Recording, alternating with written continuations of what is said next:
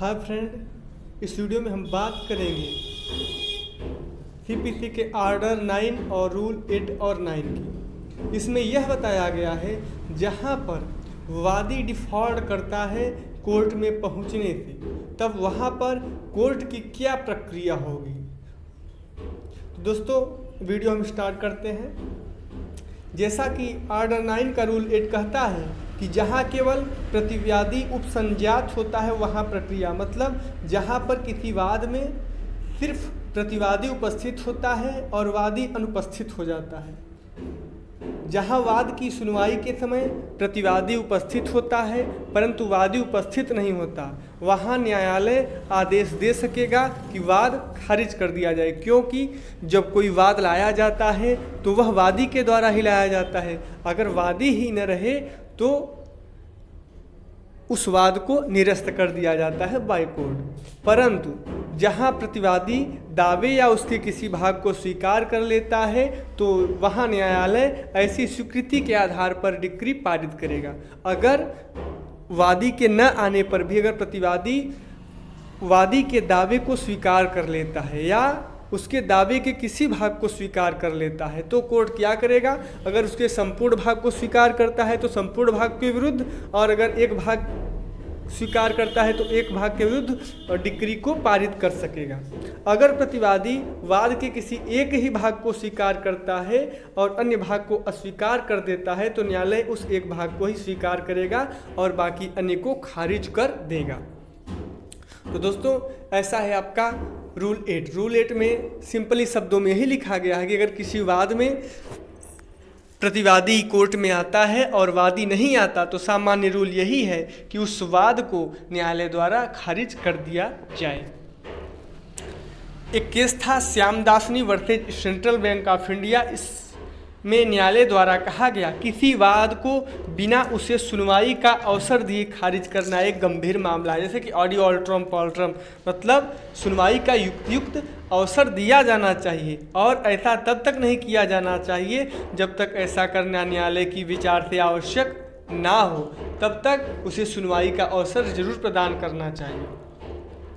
अगर रूल 8 के अंतर्गत अगर वाद को खारिज कर दिया गया है तो उसके विरुद्ध अगर क्या कोई उपाय है, हाँ, तो जहां वाद इस नियम के अधीन खारिज किया गया है वहां उसी वाद हेतु के संबंध में वह व्यक्ति नया वाद नहीं ला सकता, किंतु वह आदेश 47 के रूल 1 के अंतर्गत, किस रूल के अंतर्गत, वह रूल 1 के अंतर्गत खारिजी के आदेश के विरुद्ध पुनर्विचार का आवेदन दे सकता है कि मतलब जो आपने हमारा जो वाद खारिज कर दिया था उस पर आप पुनर्विचार करें, इसके विरुद्ध वह वाद दे सकता है, आवेदन दे सकता है।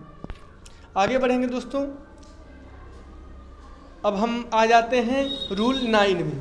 इस रूल में कहा गया है जहां वादी नियम 8 के अधीन पूर्णतया या भागतः खारिज कर दिया जाता है, वह वादी उसी वाद हेतु के लिए नया वाद लाने से मना कर दिया जाएगा, किंतु खारिजी को अपास्त करने के आदेश के लिए आवेदन कर सकेगा। कहता है दोस्तों कि जहां पर नियम 8 के अधीन जो वादी रहता है उसके वाद को पूर्णतया या उसके किसी भाग को अस्वीकार कर दिया गया, खारिज कर दिया गया है, तो वादी को वही same to same content of matter को नया वाद लाने से मना कर दिया जाएगा, किंतु जो उसके वाद को खारिज कर दिया गया है, उस जो खारिज किया गया है उसके विरुद्ध वह आवेदन कर सकेगा, उस खारिजी के विरुद्ध। और यदि वह न्यायालय को यह समाधान करा देता है कि जब उसे बुलाया गया था न्यायालय में उस समय उनकी वह अनुपस्थित क्यों था, अगर उसका वह पर्याप्त कारण दे देता है तो न्यायालय